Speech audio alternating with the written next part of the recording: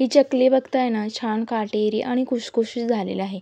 आपण अशी चकली भाजणी करतोय की ज्याने आपली चकली खुसखुशीत तर होणारच, पण कमी तेलकट होईल. इथे मी तांदूळ 500 ग्रॅम घेतलेला आहे. तांदूळ हा जुना वापरायचा आहे, नवीन वापरायचा नाही आहे. इथे मी नेहमीचाच तांदूळ वापरलेला आहे. हरभरा डाळ 200 ग्रॅम वापरायची आहे. 100 ग्रॅम मूग डाळ वापरायची आहे. 50 ग्रॅम उडीद डाळ वापरायची आहे आणि साबुदाणा 100 ग्रॅम वापरायचा आहे. पोहे देखील 100 ग्रॅम वापरायचे आहे आणि 20 ग्रॅम धणे आणि 20 ग्रॅम जिरे देखील वापरायचे आहेत. तर इथे मी 3 डाळी आणि तांदूळ छान असं स्वच्छ धुवून घेणार आहे.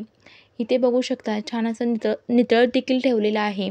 आता आपण यातले पाणी नितळून काढायचे आहे आणि फॅनच्या खाली साधारणतः 2 ते 3 तास छान असं सुकवून घ्यायचं आहे आपल्याला.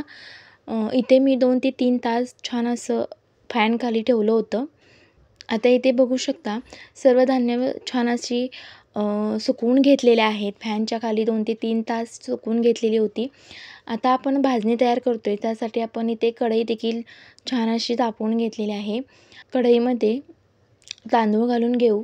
आता तांदूळ देखील हलका पांढरा शुभ्र होईपर्यंत भाजून घ्यायचे आहे. तांदूळ भाजण्यासाठी मला साधारणतः 6 ते 7 मिनिटे लागलेली आहेत, कारण तांदूळ हा 500 ग्रॅम असल्यामुळे जास्त वेळ लागलेला आहे.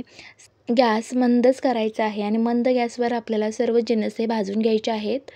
आता तांदूळ भाजल्यानंतर आपण ते ताटामध्ये काढायचे नाही आहेत. त्यामध्ये मी छोटीशी परात घेतलेली आहे आणि परातीमध्ये कॉटनचा कपडा देखील अंथरलेला आहे आणि कॉटनच्या कपड्यावर आपण सर्व जिन्नस भाजून काढायचे आहेत. कारण की गरम वाफेमुळे पाणी सुटू शकतं आणि त्यामुळे कॉटनचा कपडा पाणी ते शोषून घेतं. यामुळे आपल्याला ते कॉटनच्या कपड्यावर काढून घ्यायचे आहेत. आता इथे हरभरा डाळ देखील आपण भाजून घ्यायची आहे. हरभरा डाळ भाजण्यासाठी मला साधारणतः 4 ते 5 मिनिटे लागलेले आहेत. त्याचप्रमाणे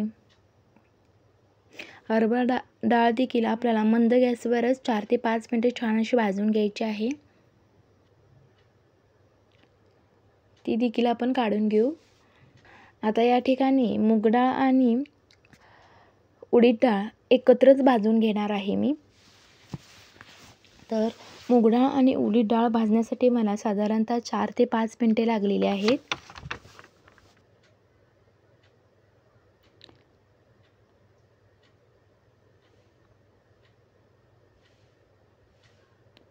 आता इथे मी साबुदाणा देखील भाजून घेणार आहे. साबुदाणा जसा पाहायला गेला तर कडकच असतो, त्यामुळे इथे मी साधारणतः साबुदाणा 2 ते 3 मिनिटे छान असं भाजून घेणार आहे. साबुदाणा देखील आपला छान भाजलेला आहे, तो देखील आपण त्यामध्ये काढून घेऊ. आता यामध्ये आपण पोहे घालणार आहोत. पोहे आपल्याला हलकेसेच गरम, जसे की हाताला आपल्याला छान असं गरम लागेपर्यंतच पोहे भाजून घ्यायचे. आता या ठिकाणी आपले पोहे देखील छान असे भाजून घेतलेले आहेत. त्यानंतर आपण 20 ग्रॅम धणे आणि 20 ग्रॅम जिरे देखील भाजून घेणार आहोत. ते सुद्धा आपण 1 मिनिटभर भाजून घ्यायचे आहेत. सर्व जिन्नस मी बघू शकता भाजणी आपली तयार झालेली आहे. सर्व जिन्नस मी छान असे भाजून घेतलेले आहेत. आता आपण ही घरगुती गिरणीमध्ये दळून आणणार आहे. साधारणतः 2 नंबरची चाळण वापरलेली आहे. इथे मी भाजणी दळून आणलेली आहे आणि ते चाळून देखील घेतलेले आहे. त्याचप्रमाणे 30 ते 40 ग्रॅम पांढरे तीळ देखील घेतलेले आहे. 90 ते 100 ग्रॅम आपल्याला तेल घ्यायचे आहे. लाल तिखट देखील आपल्याला 3 ते 4 चम्मच घेतलेले आहे. मीठ देखील मी 2 चम्मच घेतलेला आहे. तसेच ओवा देखील साधारणतः ओबड-धोबड ठेचून घेतलेला आहे 1.5 चमचा. इथे बघू शकता तेल आपल्याला तर छान असं गरम करून घ्यायचं आहे. कडकडीत गरम करून घ्यायचं आहे. आता या भाजणीमध्ये मी छान असं गरम झालेलं तेल घालून घेणार आहे.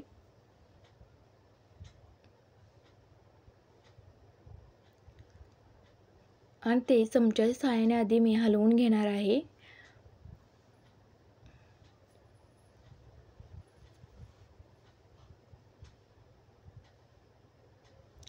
आता तेल आपण घातलेलं आहे. चमच्याच्या सहाय्याने देखील मी हलवत आहे.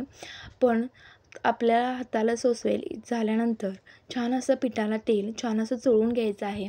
साधारणतः मी हाताने 4 ते 5 मिनिटे छान असं पीठ चोळून घेतलेलं आहे. आता इथे मी पांढरे तीळ देखील घालून घेणार आहे.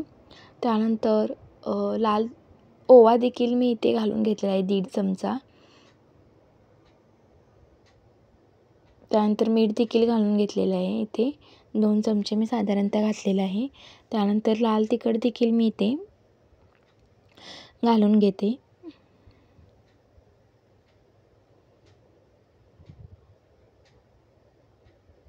आता आपण हे सर्व जिन्नस मिक्स करून घेऊ.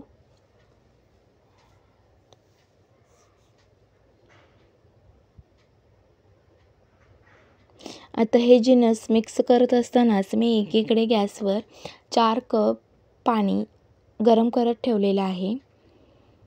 जास्तही पाणी आपल्याला उकळायचे नाही आहे, नॉर्मल असे गरम करून घ्यायचे आहे.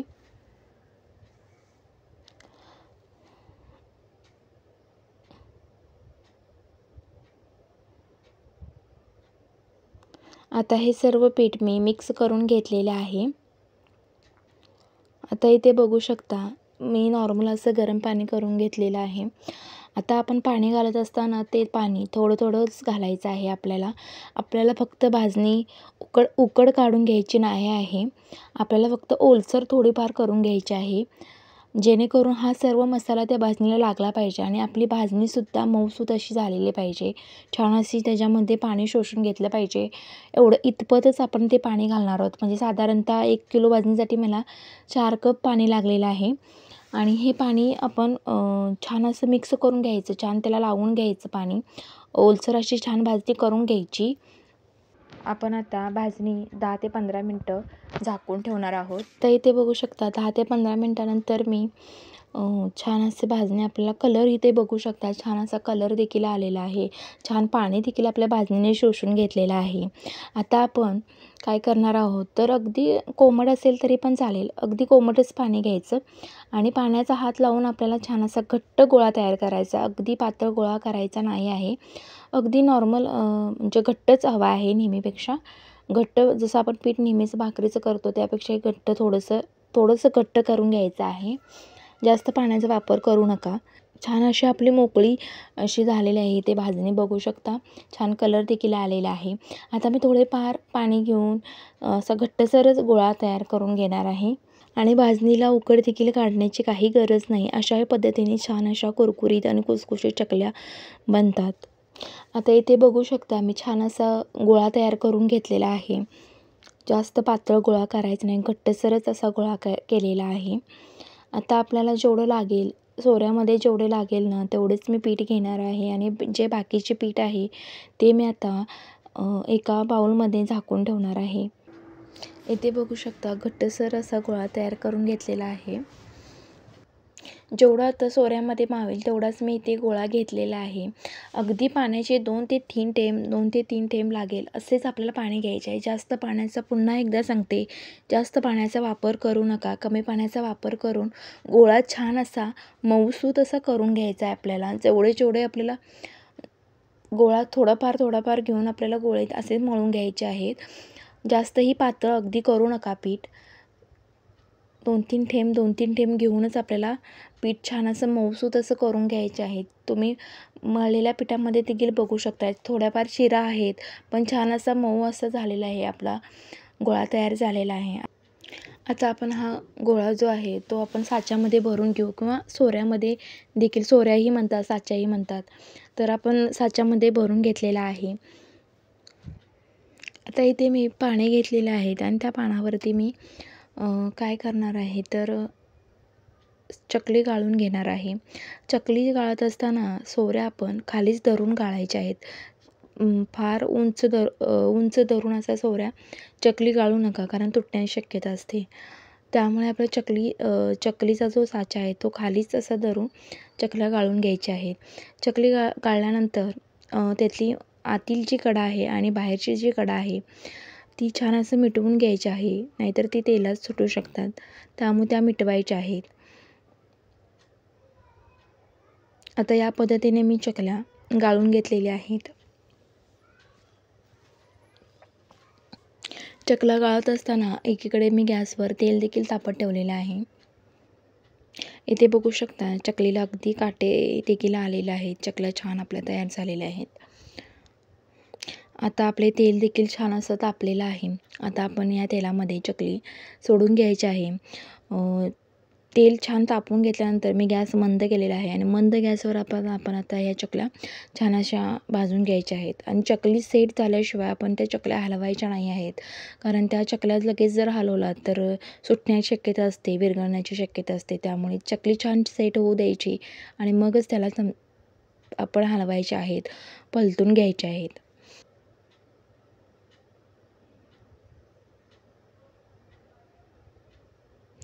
आता इथे बघू शकता छान अशा आपल्या चकल्या सेट झालेल्या आहेत. आता आपण त्या एका साईडने भाजून घेतलेल्या आहेत. आता दुसऱ्या साईडला आपण भाजून घ्यायच्या आहेत. आता इथे बघू शकता या कलरवरती मी चकली छान अशी भाजून घेतलेल्या आहेत.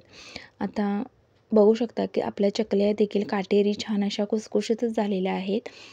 अशा पद्धतीने जर तुम्ही भाजणी तयार करून अशा पद्धतीने जर चकल्या बनवलात तर कमी प्रमाणात ह्या तेलकट होतात. जास्तही तेल शोषून घेत नाहीत चकली. त्यामुळे अशा पद्धतीने तुम्ही करू शकता. अगदी छान काटेरी आणि खुसखुशीत अशा चकल्या तयार झालेल्या आहेत. तर व्हिडिओ आवडल्यास लाईक आणि सबस्क्राईब करायला विसरू नका आणि या पद्धतीने नक्की करून पहा आणि मला कमेंट बॉक्समध्ये नक्की सांगा. आणि सर्वांना माझ्याकडून व माझ्या परिवाराकडून दीपावलीच्या सर्वांना खूप खूप शुभेच्छा. धन्यवाद.